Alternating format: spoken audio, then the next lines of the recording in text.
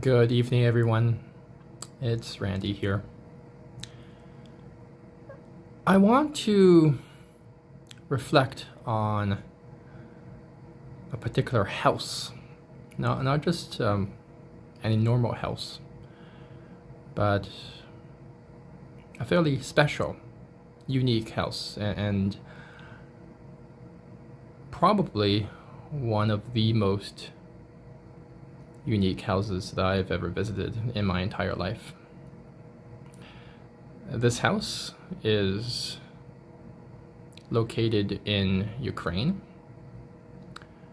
and it used to belong to the former president of Ukraine, Viktor Yanukovych. So before I talk about my house, or not my house, but about the house and my visit to this particular place. And in fact, I don't think I should even call it a house. It's more of a mansion, and that's the correct way of describing it, because it's certainly unlike anything I had ever seen. It's surreal. And I'll get into that shortly. But I want to explain who Viktor Yanukovych is, and then I want to talk about the house that he had built for himself, and why it was such a profound and incredible experience to visit the house. So Viktor Yanukovych was a Ukrainian politician. And by most standards, he was a pro-Russian Ukrainian politician who in 2004 ran for president, and there was a bit of a controversy. From what I remember, he had won, but then there was a re-election, and then he lost because there was allegations that he had, or his people, or the people running his campaign, or somebody had engaged in fraud or election fraud, so that he did not win fairly. As a result of the 2004 first round election results, there was a revolution that took place in Ukraine called the Orange Revolution in 2004 that bled into the beginning of 2005. It was called the Orange Revolution because the Ukrainian protesters sported the color orange as their sign of protest. And in part because of the mass protests in Kiev and other cities, Viktor Yanukovych did not become president, and another man, Viktor Yushchenko, became president. And he was quite famous for an unfortunate incident, which was that he had been poisoned by dioxins, from what I remember, some type of very powerful poison that had disfigured his face. I'm talking about Yushchenko, not Yanukovych. Yushchenko had become disfigured by poison, which was presumably administered by spies or his enemies, or perhaps people aligned with Yanukovych, or people aligned with Russia, or who knows. I mean, I don't know who poisoned him, but those were the allegations and the conspiracies, that his enemies, whoever they may be, had poisoned him. But he eventually wins. Yushchenko wins the election, and then Yanukovych takes a back seat, and he comes back a couple years later in 2010, and he runs in an election and wins, and he's president for about 4 years, and then in 2014 he's ousted by the Ukrainian people during the Euromaidan protests, as some of you may recall. And the incident that led to the Euromaidan protests was that, and there were many instances. I'm simplifying this, but the popular opinion was that Ukraine, at least among the general population, was that Ukraine wanted to be more West-leaning, to be more integrated with Europe, with Western Europe especially, and Yanukovych was looking east and wanted closer ties with Russia, and I believe there was a deal with Western Europe, some type of economic deal that I think he scrapped in replacement of some oil and gas agreement with Russia, and the Ukrainian people did not like that, so they protested. It led to the Euromaidan protests, which grew violent. A number of Ukrainians were unfortunately killed in the course of the protests. There's some great documentaries about this period of time, very dramatic. There's dramatic scenes of Ukrainians protesting and armored officers and then eventually soldiers who confronted them. Fires being burnt at night. There, Maidan, which is the center of Kiev. It's this square with a large column and a statue on top. It's this area was occupied for days and days by Ukrainian protesters. It was a very tumultuous time, very violent time. But as a result of the Euromaidan protests, Viktor Yanukovych was ousted. He escaped presumably to Russia, where he's currently living in exile. I think that's where he went. And he was replaced by the next Ukrainian president, a man by the name of Poroshenko. So that's the background story of this man.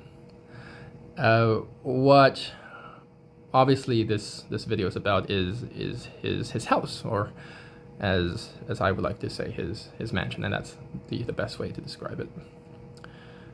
I visited Ukraine, or I have visited Ukraine twice in my life. The first time was in 2014, and I went with a friend of mine, a high school friend of mine. We did part of the trip together, and then he did his own thing, and I continued on my trip. I started in Kiev, and then I went westwards to Lviv, which is a city close to the Polish border. But in Kiev, and some people pronounce it Kiev. For the purposes of this video, I'm going to pronounce it Kiev, which is the way that traditionally I've pronounced it. I know there's, given the current political environment, some people prefer Kiev, so I acknowledge that. It's just I was kind of taught that it was Kiev, so I'm just going to use the term Kiev, but it's I'm not going to make too much of a fuss about it. So when I was in Kiev, I learned that you could visit the former mansion of Viktor Yanukovych, and he built this gigantic mansion. But it's not just actually a mansion; it's an entire complex. It's not just one house, which is the interesting thing about this place. It's a house and it's multiple houses and an entire, you can almost think of it as an entire village, a self-sustained village. It was just so fascinating. It's about an hour away from Kiev, and the interesting thing about this mansion and the grounds and the estate, maybe the best way to describe it is an estate, a very large, sprawling estate, is that after the Euromaidan revolution and Viktor Yanukovych was ousted, the Ukrainian people then obviously found his property, which had, well, it wasn't secret, but it certainly was not accessible to the general public. And it was well guarded because he often was afraid for his own safety. So it's certainly not accessible. The Ukrainian people then obviously discovered his mansion, and there was a debate at the time as to what to do with it. There were some Ukrainians who proposed that they should just burn it down, just get rid of it. You know, it's bad memory associated with the president they had just overthrown, associated with a person that many Ukrainians see as being a corrupt individual or immoral individual, a person who was I know, not well liked by many. So there was groups of people who wanted to just destroy it, raze it to the ground as part of the revolution, so that there would be no memory of his mansion, and to erase him and his memory and all that he stood for, which this group of people, vehemently disagreed with what he stood for. And then there was another group of people who said, well, it's here, like destroying this mansion and the grounds and the estate. It would be tantamount to such an economic waste. Why would we destroy it? I mean, yes, it's associated with someone who, in all fairness, used taxpayers' money to at least that's the theory that it was that. Taxpayers' money was funneled to, the money of Ukrainian people, of the general public, was through illegal or corrupt means was funneled to build the house. I think it's generally recognized that there was some corruption involved here, and that this was not just his own money, but there's public funds involved, or in some capacity. At least that's the prevailing theory, that this is not entirely private funds, that there was certainly public funds and corruption involved in its construction and maintenance. So the second group of people proposed that it would be an economic waste to just destroy this house and burn it to the ground. And why not use it? Why not provide some utility to the public? So an interesting compromise was reached. There were about 100 people working on the property. They were domestic servants, gardeners, cooks, all types of laborers. Imagine this: there are about 100 people, just staff, right, on this estate. Like he was living like a medieval king. Like there was an entire army of servants and service providers, serving him and his needs. And I'll explain later on, what was on the estate as to why they needed so many people. So the workers essentially took it over, and they continued to service the property, presumably live on the property or near the property, and it became an unofficial tourist site. Not an official tourist site. I don't think it was recognized by, for example, the Ministry of Tourism or government officials, or not necessarily promoted on the official tourism channels of the country. But it became an unofficial sort of, how would we say, sort of a backdoor black market tourist attraction, if that's the right word. Unofficial, back channel, whatever word you want to use. It became sort of this gray area where there was they turned it into a tourist site. So at the time, and I have no idea what happened to the house since then. But in 2014, you certainly could visit the house, and there were private people who could take you in a taxi or on to take you to the house and for a tour. So my friend and I, we decided that this was certainly something we wanted to visit. It seemed fascinating. So we hired just a private citizen, really, a Ukrainian local, who took us to the house. And the first thing you want to know about the house is the house is just one of many properties on this estate. There's this gigantic park, just beautiful park. The houses are connected by green space. So there's a lot of space between the houses of different properties. There's a humongous garage, humongous, with all types of cars, with dozens, if not hundreds of cars, barely used, if not used at all. You know, Soviet models and modern sports cars, just as you know, one of my tour guides. So they have these unofficial tour guides that take you through the property. As one of my tour guides said to me, it was big toys for the big boys, right? So all these cars.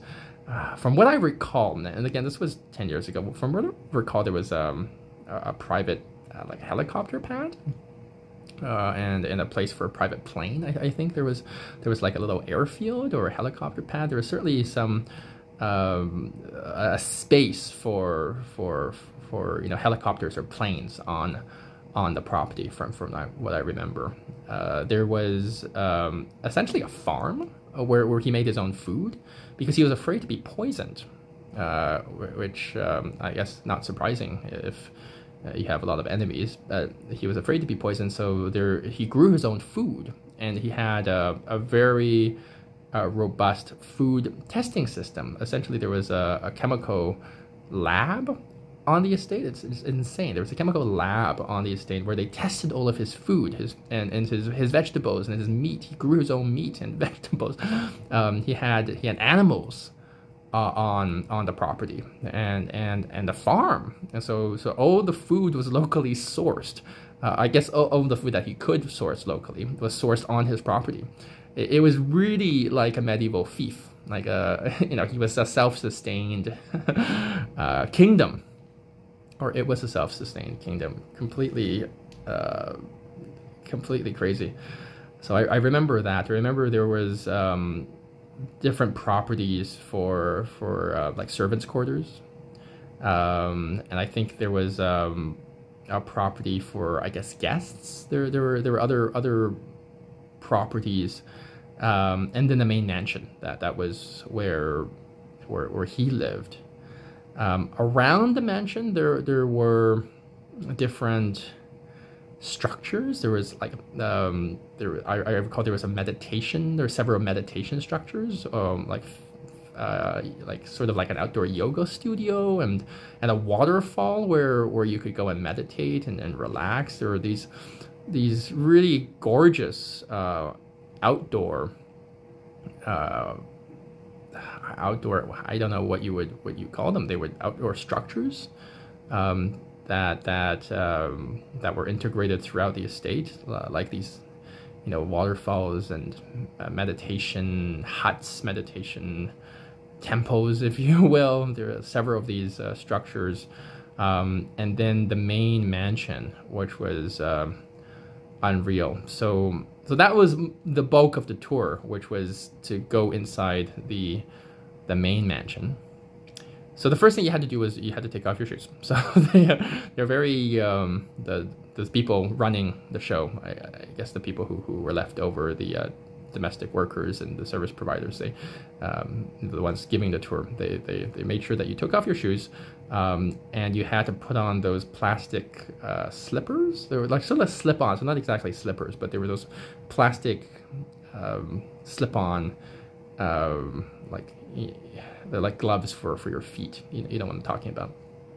So you had to put them on, as to not make you know, a mess. The first thing that you notice is the gigantic V for Victor. It's his monogram, and it's everywhere in the house, on doors, on walls, everywhere. There's this giant V. So I remember entering the house immediately. I would see this giant V and a portrait of Viktor Yanukovych, and he was in. It was a portrait of him next to a racing car, because he really loved his cars, and he was in sort of like that Formula One racing car jumpsuit. So there's a portrait of him next to this racing car, and V's everywhere. There's these incredible array of rooms, just from the mundane to the exotic to the super exotic. For example, a room in his mansion filled with salt. Just completely salt, like a salt cave, as if you walked into some ancient grotto or some ancient cave of some type, just made of salt. A faux gym with statues of Greek gods as part of the crown molding, and murals of Greek gods all around this huge gym in white marble. Apparently, according to the tour guides, he never used the gym. He would go there and watch TV, but he wasn't much of an athlete, and he would just kind of sit there. There was this gigantic gym. The living room was insane. Just the staircase was made of blue marble, and apparently it's very, very rare, or rumored to not exist at all, or very difficult to find, but blue marble. And the house throughout was made of Lebanese cider, or cedar, perhaps Lebanese cedar, which was there's a lot of wood in the house. Apparently, it was good for your health to have wood, because it was natural. The material was natural, so very expensive Lebanese cedar was the material. Blue marble, chandeliers specifically designed in Italy that were millions of dollars. In the lower area, there was these massage chairs. The biggest one, obviously, for Victor himself and his guests. And there was a TV room, a big screen, and massage chairs.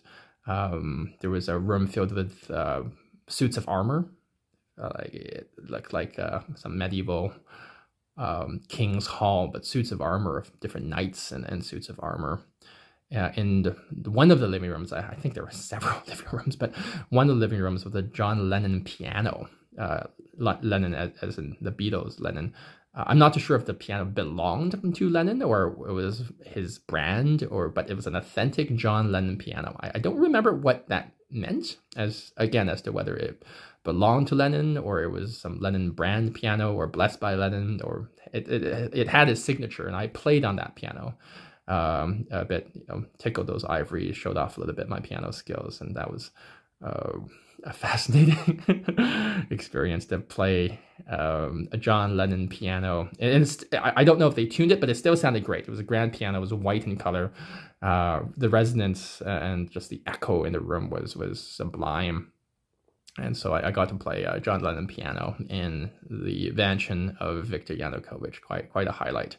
I would say there were rooms filled with pets, like parrots and animals.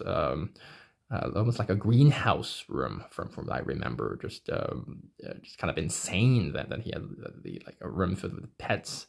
The entire building apparently has no dust because the ventilation system is state of the art. So very, very little dust floating around, if any. The ventilation system apparently is like some of the best ever. Then in his bedroom, you had this giant V everywhere. There was a his and her closet. So for his wife or mistress, I think he was married. But there was a giant room for him and a giant room for her, and walk-in closets, gigantic walk-in closets and toilets. There was a rumor, I'm not too sure, I didn't see this, but there was a rumor that he had a golden toilet. I did not see with my eyes a golden toilet. That could have been just a rumor spread by people just to exaggerate his extravagance and wastefulness and state of luxury. I think I saw some gold items, but I don't think I saw a golden toilet. Or perhaps it was stolen. Who knows? But I didn't see the golden toilet, although that was sort of the running rumor that he used the washroom on a golden toilet. Now, what's really fascinating, and I found this a little bit funny, is that on top of his bed, he has a giant portrait of himself. So the running joke was when he makes love, the lady is forced to look at him, the portrait of him. So he was, I guess, a very egotistical, self-centered man. Now, look, many different comments about this mansion. Obviously, as I mentioned earlier, built using most likely corrupt money, state money, funneled from taxpayers. So obviously it drew a lot of criticism from the Ukrainian people.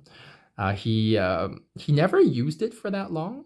I think he used it just for a couple months. He built it. He spent a lot of time building it, but didn't live there for very long. I think he was ousted and escaped before he could really enjoy the mansion, if you will. So he had to leave that mansion.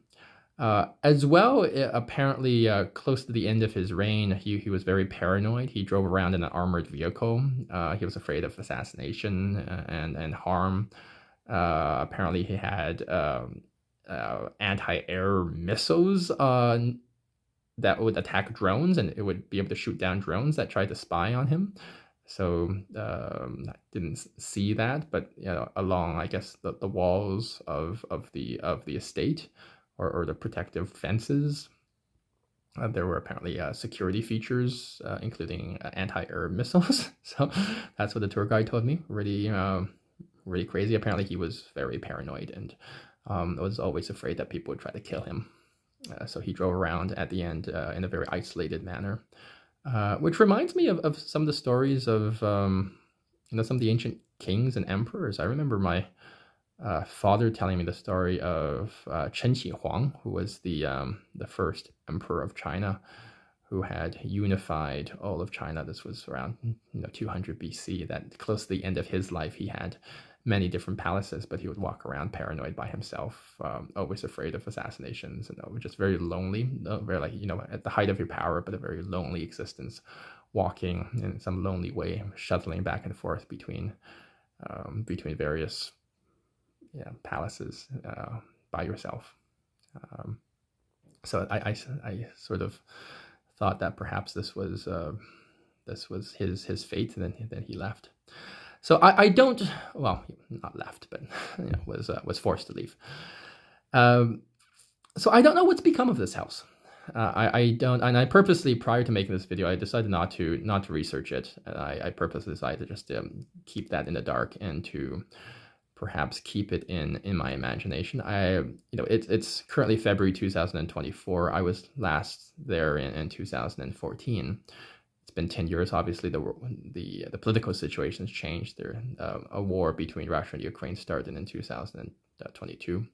So I don't know what's become of this house and the mansion and the estate, whether it was damaged during the war or it's being used in some capacity. I would imagine it's currently not being used as a tourist site. Maybe it is, but I would imagine it's not being. I don't think Ukraine gets too many foreign tourists, or maybe it's being used as a place for local tourists. I would imagine that probably not. I don't know.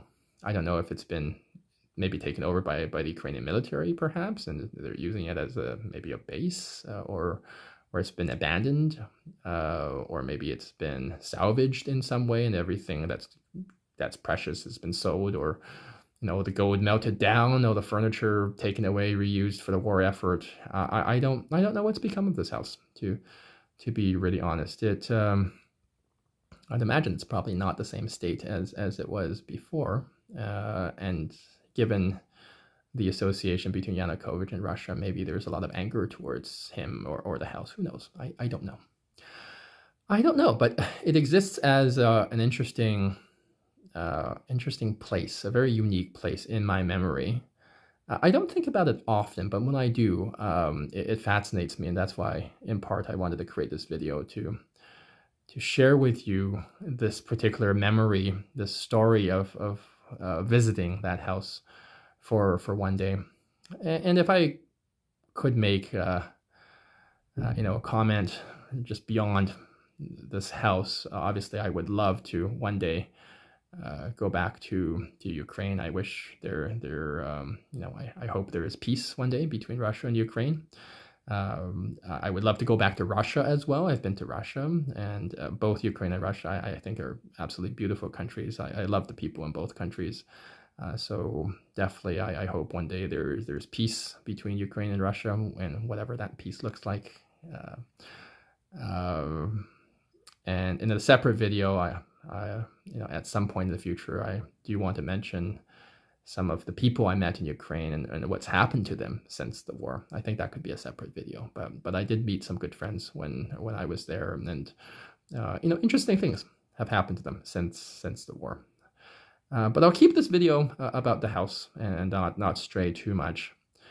I hope you enjoyed this video. I hope that my description of this mansion gives you a sense of just how splendid it was, just this splendid and extravagant and wasteful, and also some historic context with respect to Yanukovych and some of the and how it relates in part to the history of Ukraine in the last decade and a half. Thank you for joining me in this story, and I wish you good night, and we will speak soon, and we'll see each other again in the next video.